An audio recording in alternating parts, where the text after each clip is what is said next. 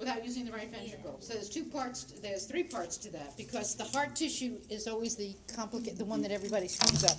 So if I'm coming from heart tissue, how do I get into the heart?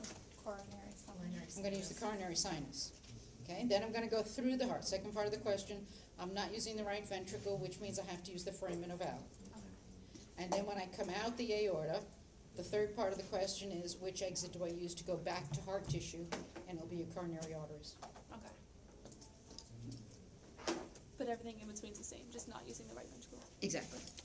Using the foramen ovale. Yeah. That makes more sense. Okay, but the trick is usually a lot of students get coronary artery and coronary sinus mixed up. So sinus is when it's going in, and artery when it's leaving Right. away. What we're about to learn probably next time is that a sinus means it's a vein. Okay. So a vein would be coming back into the heart. Okay, thank you. Anybody else? These are good questions. I'm expecting great things. Somebody in Harry Potter used to say that, right?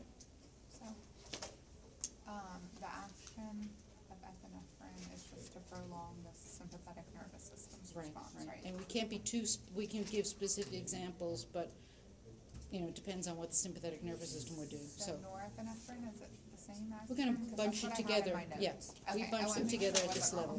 wrong. I did have a question about the practice exam. One of the questions in 14, it said, you know, the I hate next. to be embarrassed with questions I asked in the past. No, it was the way you worded it, and I just want to make sure you weren't going to word it like that again. It was something about the next place it has to go. What am I not going to a do now valve. if it is worded the same but way it again? said Now not you're gonna make using me the feel valve, bad. and they're all valves, so I didn't know what you. Say that one again. It said, where does the blood go next? Right, so Not for- using a valve, so if Oh, no, it's, what I meant was, a lot of times if I said, where will the blood go after the right atrium? yeah, And a lot of people would answer tricuspid valve. and that's wrong, right? Well, it's right technically, but I didn't want to know that. What I want to know is, did you know the growth structure? How do I get to the ventricle? So I was saying, don't use a valve as an answer. Tell me what the next chamber would be. But I can't say chamber, because supposing I said, from the right ventricle, where does the blood go next? A lot So of if people you- would have said semilunar valve. I don't want the valve, I wanted to know about the pulmonary trunk. Okay, So I wanted the next big structure, okay. omitting That one threw me off. valves. Okay. So then from like the left ventricle, you would put the aorta instead of the aorta. Semilunar, right. If I wanted to know about the valves, I'd say, where's the blood go after the aortic semilunar valve? And there was a question about myoglobin on there. We didn't go over that, so I'm assuming you're not gonna put that on there, right? Capillaries, myoglobin, and mitochondria, significant to heart muscle health. We did talk about cardiac muscle having a lot of mitochondria and being very vascular. And that was a sign that it was adapted to cellular respiration Okay, and that's needed the answer. oxygen. Okay, I got that.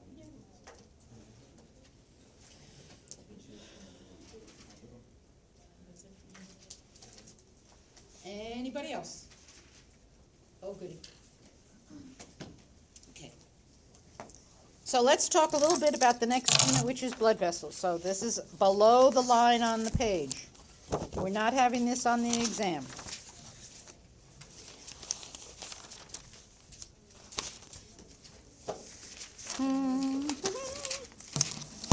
Oh, how cute.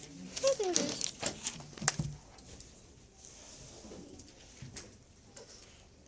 Be still my heart. I'm trying to learn. I'm not gonna say. So high tech. I shouldn't make fun because I don't know how to turn them on or off, so we're good. We've talked about heart, and let's talk about blood vessels. When blood comes out of the heart, it's going to go into a series of arteries. Now, this is a little different than some of the textbooks, so be careful. Arteries are going to take blood into arterioles, which is no big surprise. Eole just means little. Then the blood goes into capillaries.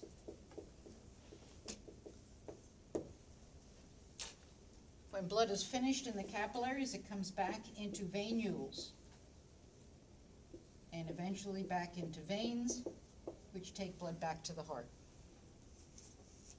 So the 5 types of blood vessels we're going to talk about: arteries, arterioles, capillaries, venules, and veins. Okay? And we already know arteries always take blood away from the heart, veins always bring blood back to the heart. Okay? What's interesting is that when they first started chopping people open, and it's sort of scary to know that how they did this kind of thing. The theory was that the heart pumped. We could see the heart pumping blood. We could see the blood coming out the aorta, gush, gush, gush, gush, kind of thing, and we could see the blood getting sucked back into the heart.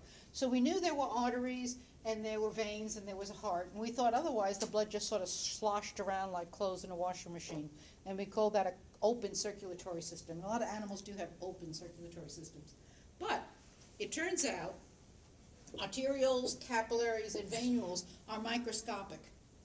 So of course the anatomists aren't going to see it. And especially if you chop somebody open, you're going to see blood all over the place. So what they explained makes sense from what they knew. But it turns out that blood should always be in a blood vessel. What we have is called a closed circulatory system.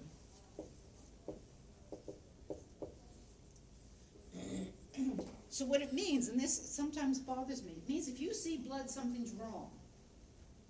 Blood should always be in a blood vessel. If you see blood, something's broken. No matter which type of blood vessel we're talking about, they generally are designed in 3 layers.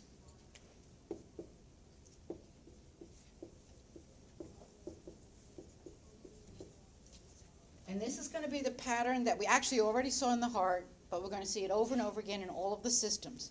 There's going to be an inner layer of epithelial tissue. Remember, epithelium lines everything.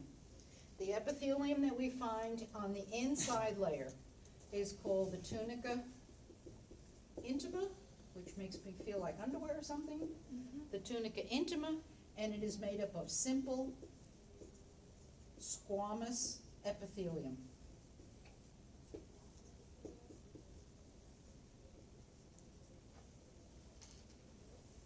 We saw this before. This is exactly the same tissue that makes up the endocardium. Right? It's exactly the same tissue. Because we want the blood to never know when it's in a heart, when it's in an artery, when it's in a capillary. It should be a continuous flow all the way through. So he has basically the same job of creating a nice smooth flow. 2 things. Another name for this tissue that we're going to be using is endothelium. We used to say that simply like the heart, his job was to provide a friction-free flow. But in addition to that,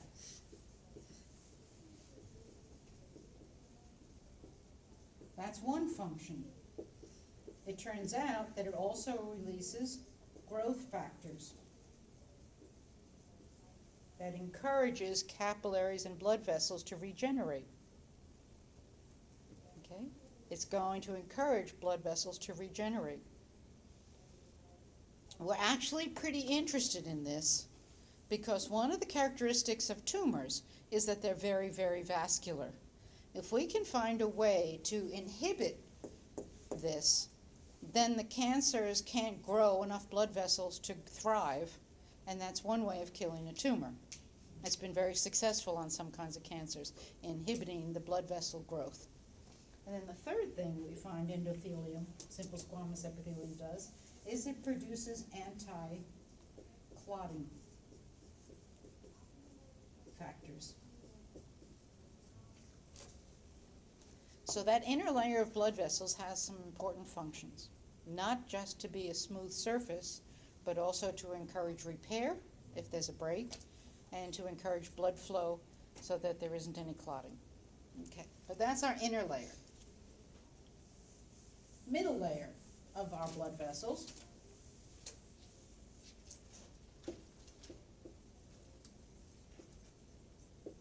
cleverly called the tunica media. He's made up of smooth muscle, visceral muscle. And be careful, a trick question on exams is, after we know about cardiac muscle, what kind of muscle lines blood vessels? And everybody wants to say cardiac because they're still thinking, and it's not, it's smooth. We've switched over to smooth muscle now. Okay, smooth muscle is what controls the vasoconstriction.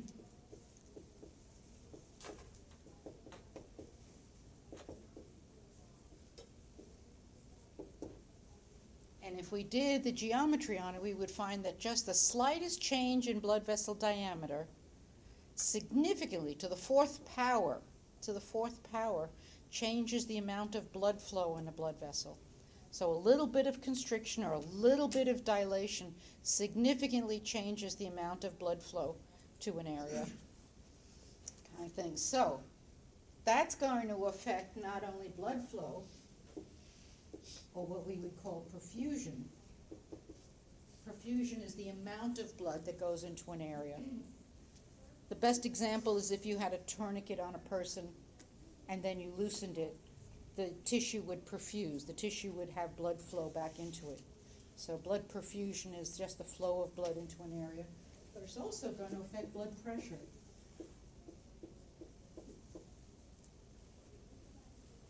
So you're saying that the vasoconstriction is what affects the Is going to affect perfusion. Vasoconstriction would decrease.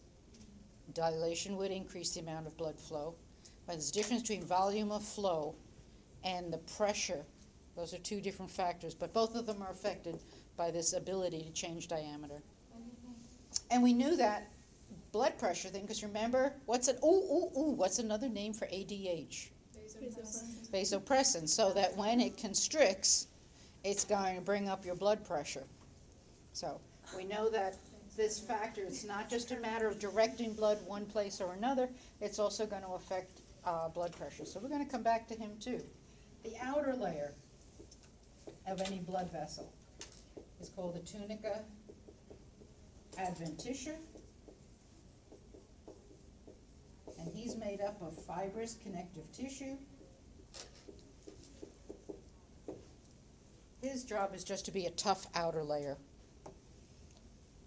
His job is just to be a tough outer layer. You ever get one of these pieces of meat where there's a big blood vessel still stuck on it? Kind of thing. I mean, that fibrous connective tissue. So adventitia is the name of it. Fibrous connective tissue. His job is simply to be tough protection, but he's also going to be the layer that attaches to various organs. That's where the connective tissue will attach and hold on to the muscle or the bone or whatever. So in general, our blood vessels are going to have three layers: inner epithelium, middle muscle, and outer connective tissue. That's the pattern we're going to see. It's the pattern we saw in heart. Arteries come first.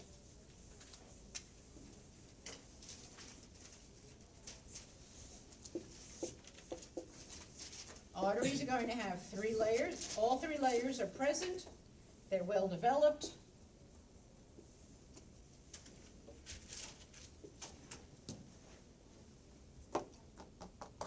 Arteries always travel away from the heart. And as such, almost always carry oxygen-rich blood.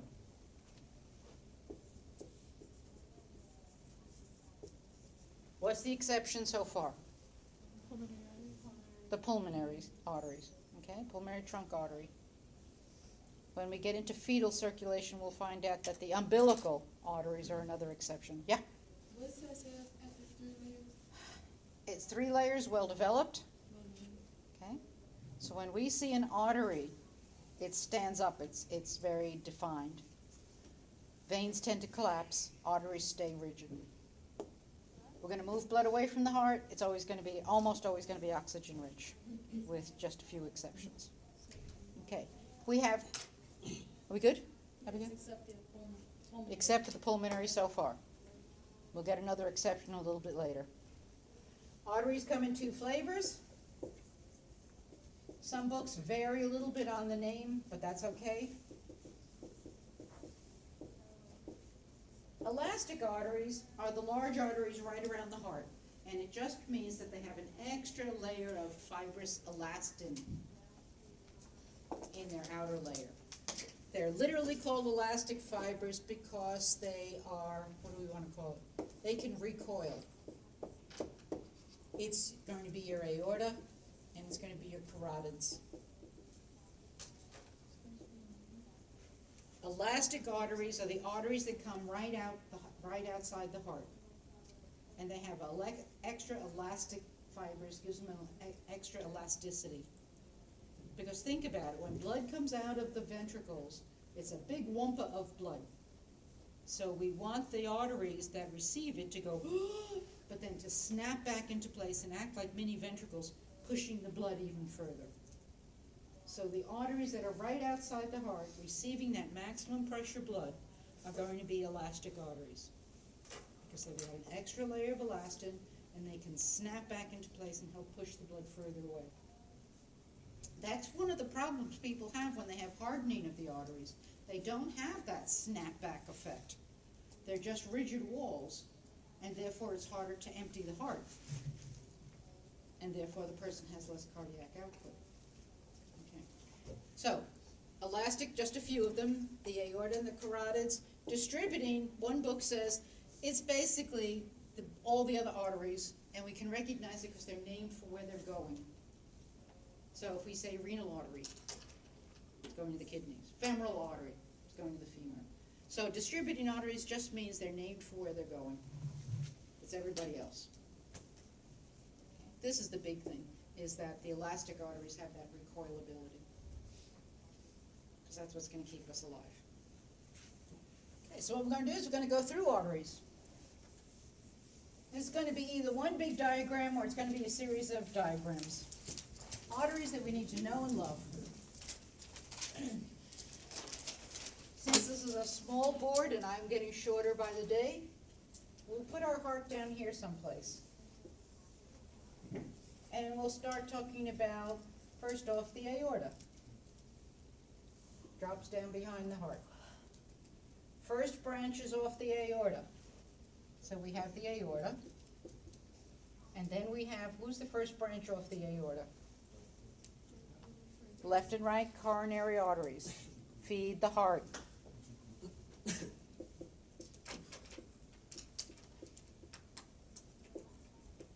And that's going to go back and feed heart tissue. Next branch off the aorta is who? Is going to be the brachiocephalic or innominate.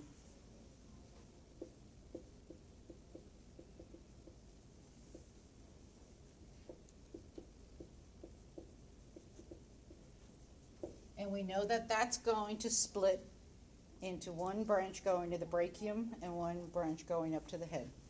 So let's do this. This is going to be the right common carotid. And he's going up toward the head.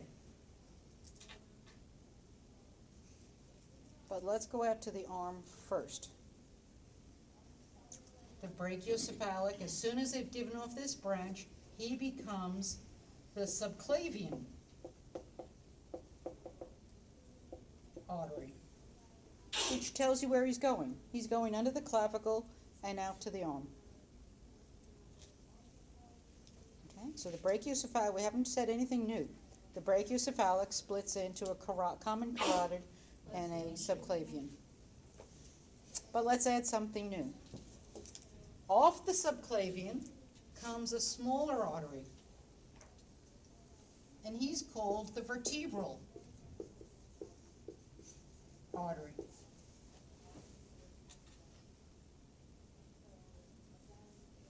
Remember in A&P1 we said we could always tell cervical vertebrae because they had the extra holes on the side? That's where your vertebral artery is. He runs right up protected by the cervical vertebrae. So he's going to head up to the head too. We'll worry about the head later. Let's just do the arm. So I'm a subclavian artery. The subclavian artery simply becomes the axillary artery. We all know where the axillary artery is. That's just gonna be your armpit. It becomes the brachial artery. Remember, brachium means upper arm. And then when I get to the elbow, I'm gonna split.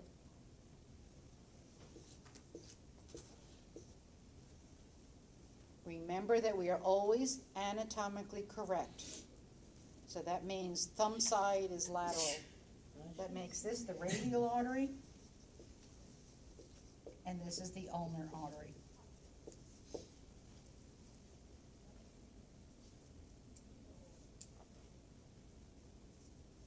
Okay? We're not gonna worry about the palmar arch or the digital arteries. There are blood vessels down in the hand. But at this point, we can now be a drop of blood going to the right thumb. We can be a drop of blood going to the right thumb. I'm going to come out the aorta, going to go into the brachiocephalic, into the subclavian, to the axillary, to the brachial, and then since I'm going to the thumb, I'll go to the radial. Good? Meanwhile, back in the aorta, we have another branch. What's the third branch? 1, 2, 3. What's the third branch off the aorta? Better be a left subclavian. I'm sorry, a left common carotid artery. He's going to do pretty much the same thing as the right common carotid, so we'll get back to him. All good so far. Haven't said anything new about the aorta. Next branch off the aorta. You notice by nighttime it usually has an R at the end of it. Next branch off the aorta. Now I've got a subclavian. Left subclavian, put that down here. Left subclavian artery. Now we are perfectly symmetrical. Left subclavian, right subclavian. What did the right subclavian do? It gave off a vertebral. So here comes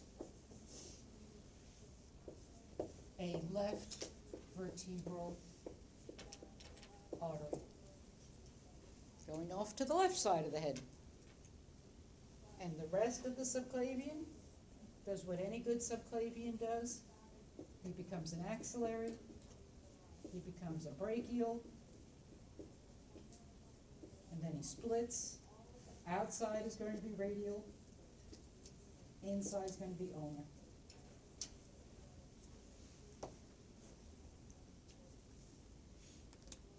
Okay, we are perfectly symmetrical, except for that stupid shift of the heart off to the left, so I had to have this extension pipe.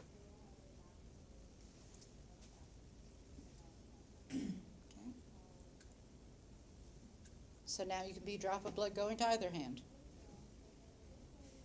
But something really awesome happens as far as the blood going up to the head. So let's go back and take a look at this vertebral artery, common carotid, and vertebral artery. This was blood flow to the hand.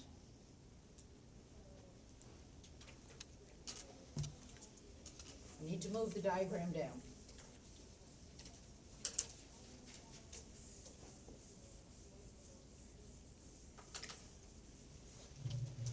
My heart's going to be way down here. Okay.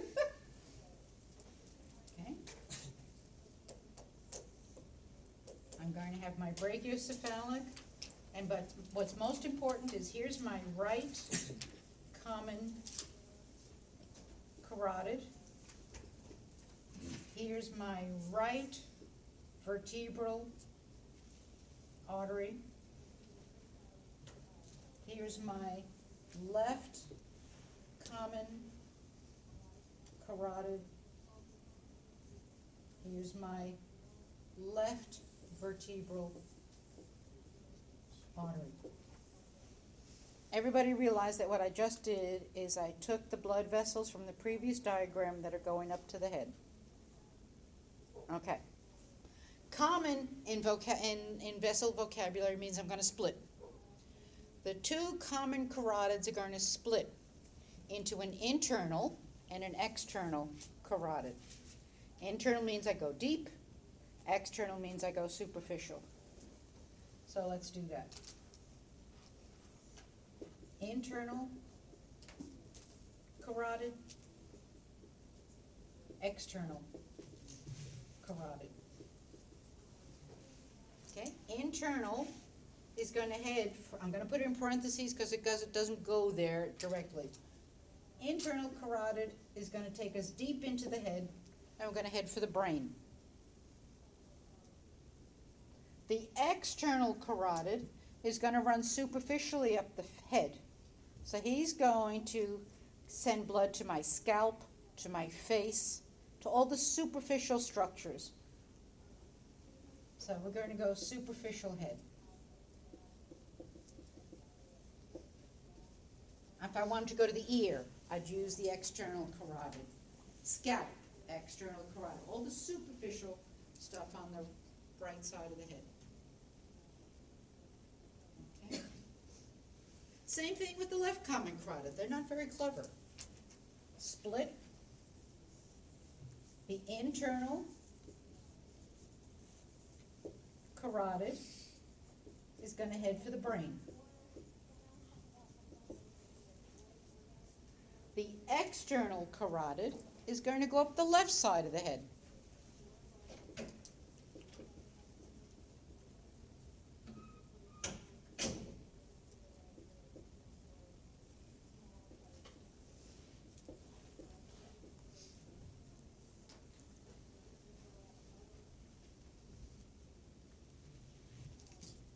Okay. Internal carotid is going to go deep in toward the brain. External carotids are going to go up the superficial sides of the head. Now, the two vertebrals are going to actually come together and form a common artery in the back of the head. So let's do this. These two vertebrals are going to come together and form what's called a basilar artery.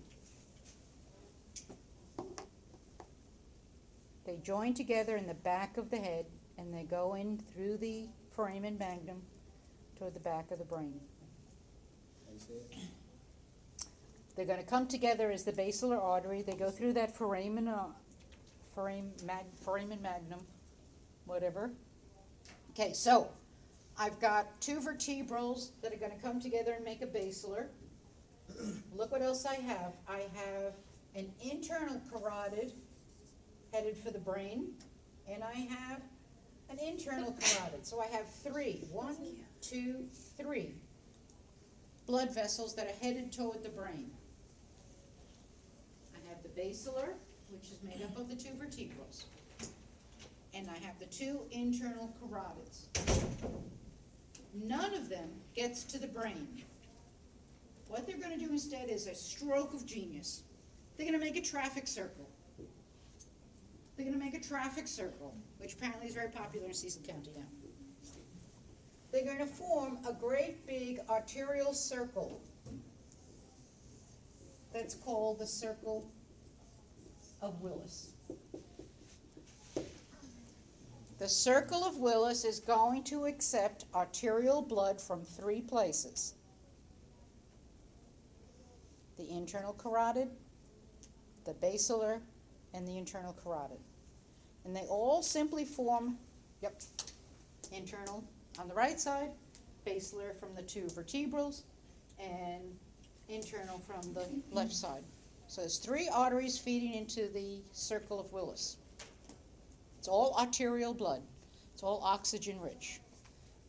This circle occurs right at the base of your brainstem, right at the base of your cerebrum, not the brainstem, right? Just inside the skull. Just get inside that foramen magnum, and there's this circle of Willis, this circle of blood vessels. Now, coming off the circle of Willis are going to be 6 arteries. This is where I play airline stewardess. 2 in the front, 2 on the sides, and 2 in the back. And they're called cerebral arteries. So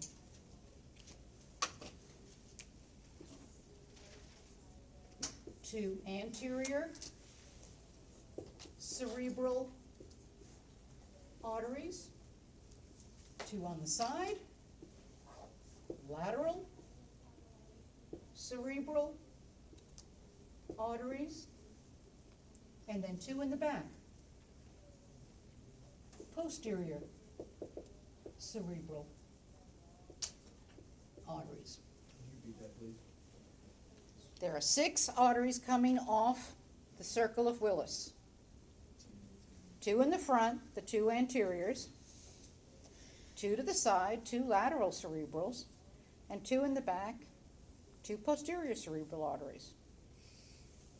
And these are the guys that get to the brain tissue. All of the cerebrals get to the brain tissue.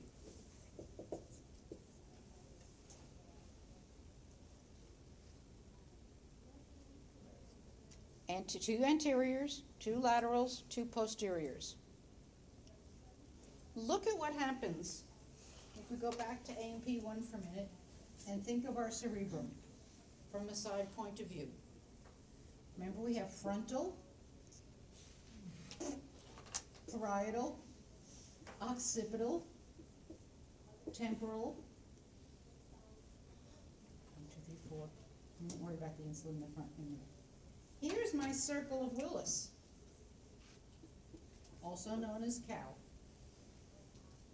And he's going to send blood vessels up. The anteriors are going to go to the frontal portion of the brain. The laterals will go to the temporal and parietal portions of the brain. And the posteriors will go to the occipital portion of the brain. Okay, where's the genius? Is that, remember what came into the circle of Willis?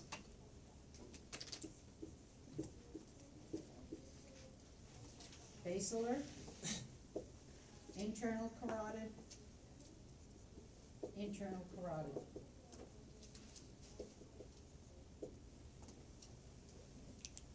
The beauty is that if you have damage to your neck and you damage one of your carotid arteries, which is pretty likely, you know, in the old days they used to get chopped pretty regularly.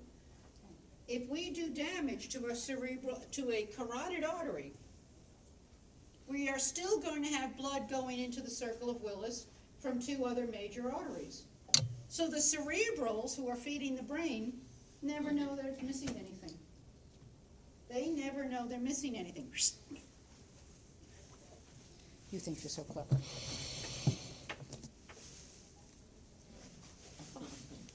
Sit down.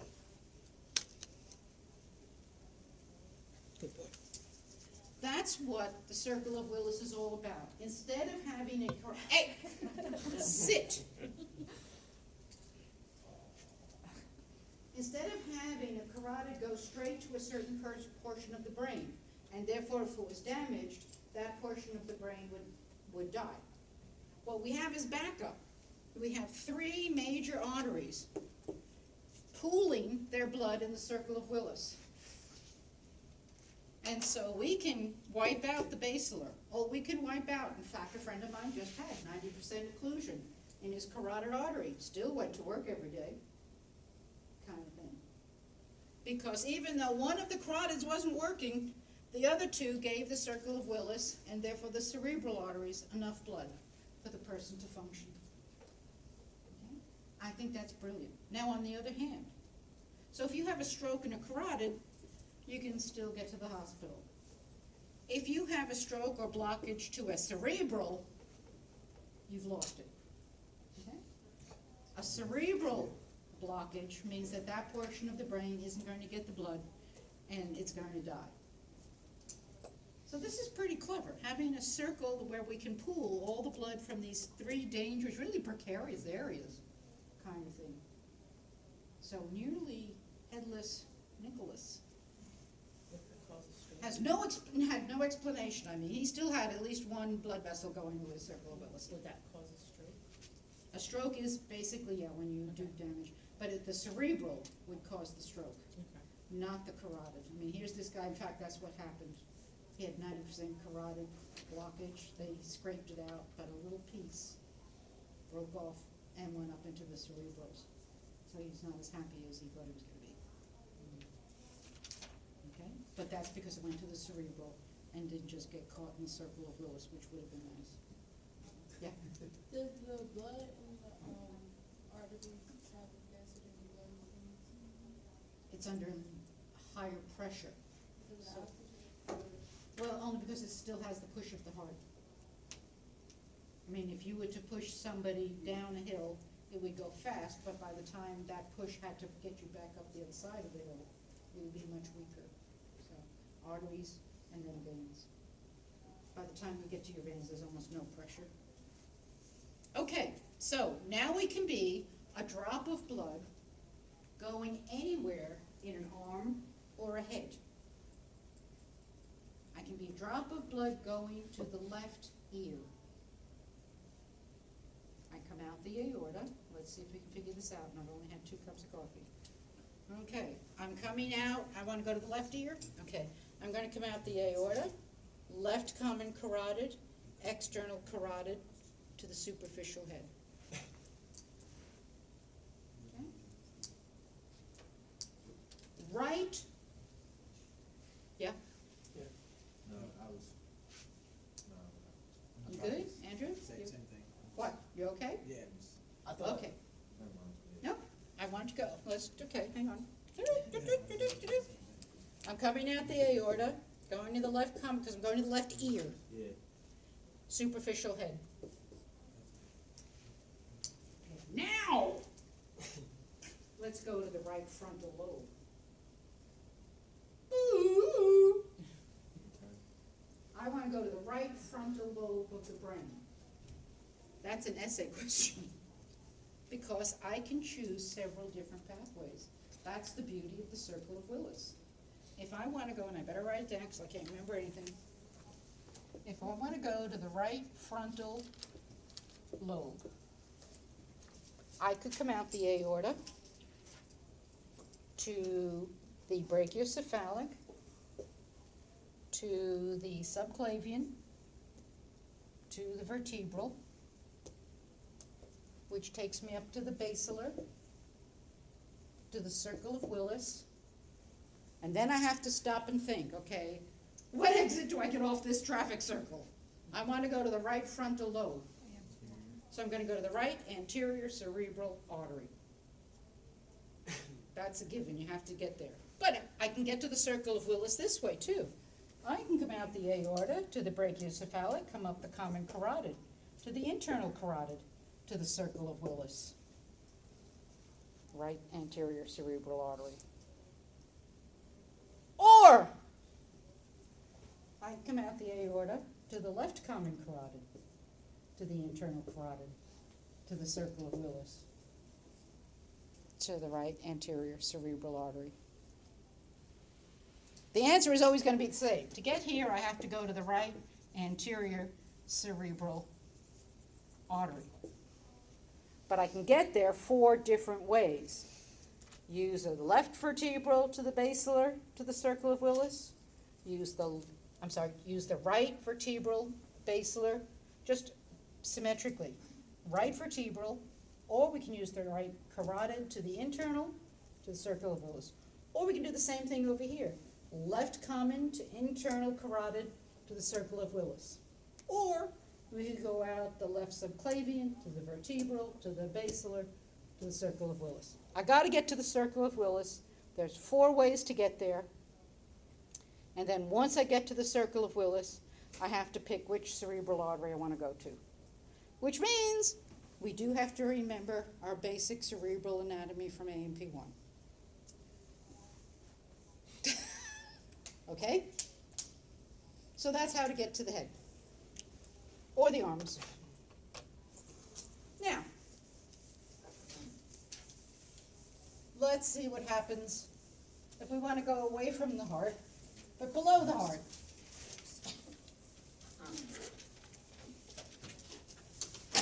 Let's put our heart way up here. Here comes my aorta, that drop down behind the heart. I'm going to go through the diaphragm.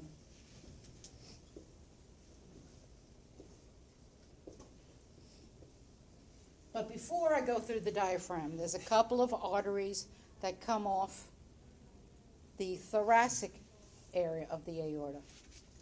One is a pair, left and right, bronchial, you're not sitting down, arteries. Down. Stay there. This is going to make interesting recordings. Okay, right and left bronchial arteries. Where are they going? They're going to go to the lungs. But wait a minute, we already have the pulmonaries going to the lungs. So what do we need the bronchial arteries to take blood to the lungs for? Remember, the pulmonaries are simply going to the alveoli to pick up and exchange respiratory gases. What the bronchioles are doing is they're feeding the lung tissue. Just like every muscle needs to be fed, just like every organ in the body. They're just going to the lungs to give it oxygen and pick up its waste products. It's doing just the opposite of what the pulmonaries do. The pulmonaries are going to the lungs to get oxygen and to carry it off to the rest of the body. So we have to remember that the lungs are also just organs, and they need to be fed. So that's what the bronchioles are doing. The other set of arteries is 12 pairs. And I'm not drawing all 12 pairs. And those are your intercostal arteries. Where are they going? They're going to go to the ribs, they're going to go to the intercostal muscles between the ribs, et cetera, et cetera. Is it 12 on each side or 12 total? There's 12 pairs. Oh, yeah, Okay? Warning, in lab you're going to be drawing blood vessel charts. Use the list that's in the lab manual. Do not add the bronchioles and the intercostals. They're not on the list. Okay? But we do need to know it for lecture. So now I'm through the diaphragm. And there's an opening in the diaphragm, cleverly called the aortic hiatus, which you don't have to worry about, but it's simply, how do I get through this diaphragm? There's a hole. I always wanted to know that myself. First branch off the aorta, right underneath the diaphragm, is going to be called the celiac artery. Celiac artery is now going to split into 3 branches. The gastric artery, the splenic artery, and the hepatic artery. Gastric artery is going to go where? Stomach. Splenic artery is going to go spleen. Notice they lose an E when we become adjectival. Okay? And then hepatic is going to the liver. Okay? So the first branch off the aorta is the celiac. It's a very short branch because it immediately splits to go to the stomach, the spleen, and the liver. The next branch off the aorta is going to be your superior mesenteric artery. There's only a single one. The superior mesenteric artery. Mesentery means the membranes that hold your intestines together. Mesenteric means the membranes that hold your intestines together. Most of the superior mesenteric, and I like this because it's S&S, is going to go to the small intestines.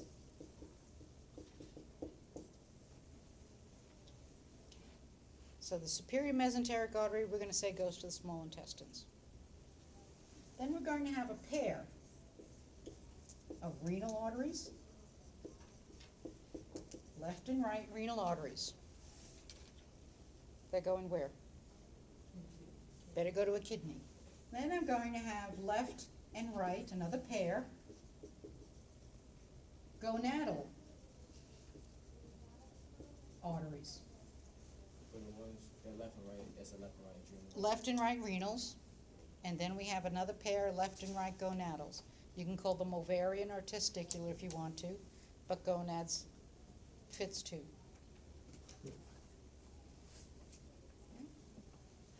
One more branch off the aorta, and that is an inferior mesenteric artery. Well, if we've already, mesentery means the intestines, we've already covered the small intestines, what's left is the large intestines.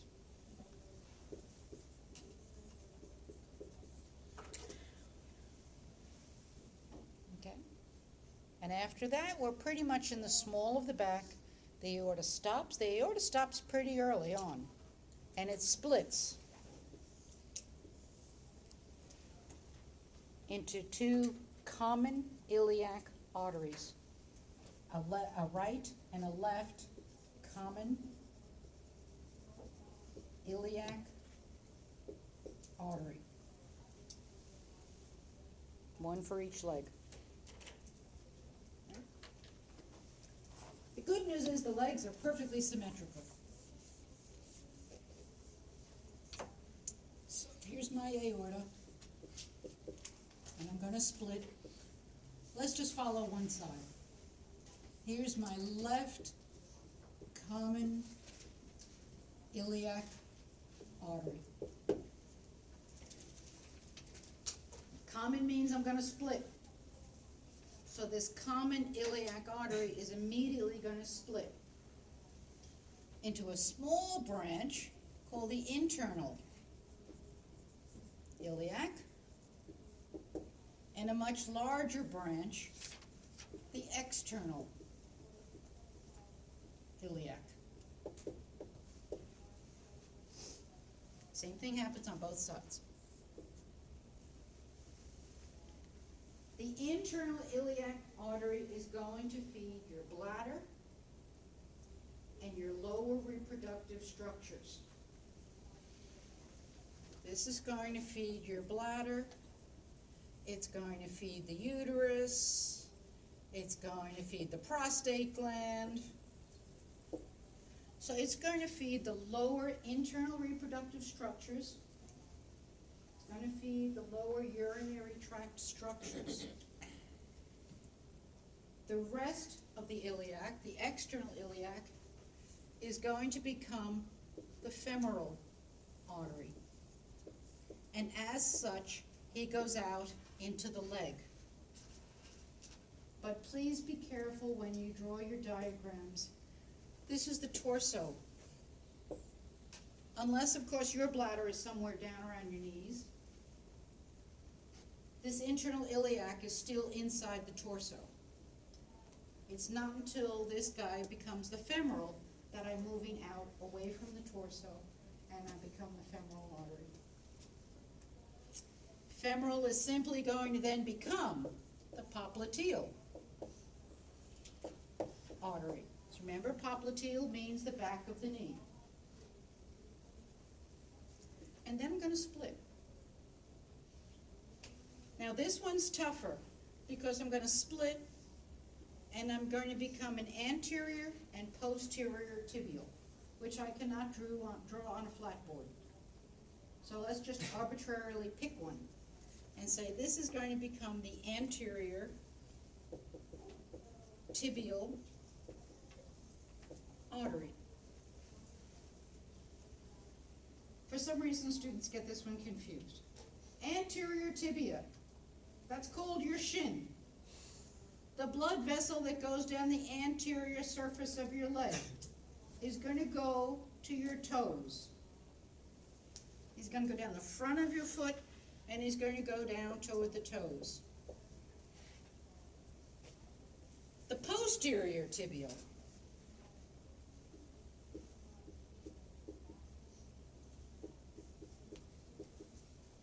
is going to run down your leg, and he's going to go to the heel. Somebody in this class is going to have the posterior tibial go to their toes. I haven't quite figured out the logic, but it's going to happen. Okay? Anterior tibial goes to the I shouldn't tell you the mistakes. That's what you'll remember.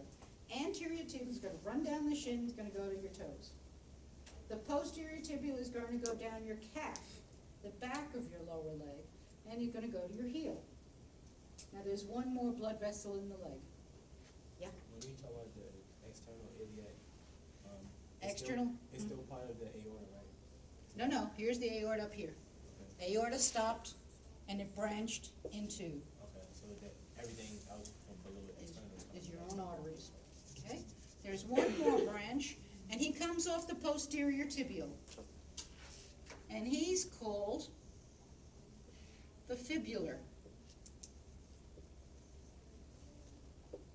artery.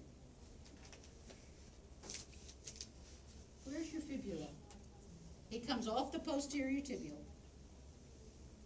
Right? He comes off the posterior tibial, just for our purposes. I'm putting him right in between the two. But where's the fibular bone? He's the lateral lower leg bone. So what we've got is 3 arteries running down your lower leg. One in the front, one on the side, and one in the back. Anterior tibial, fibular, posterior tibial. If I were to draw the footprint of this person, anterior tibial, posterior tibial, and out here would be the fibula.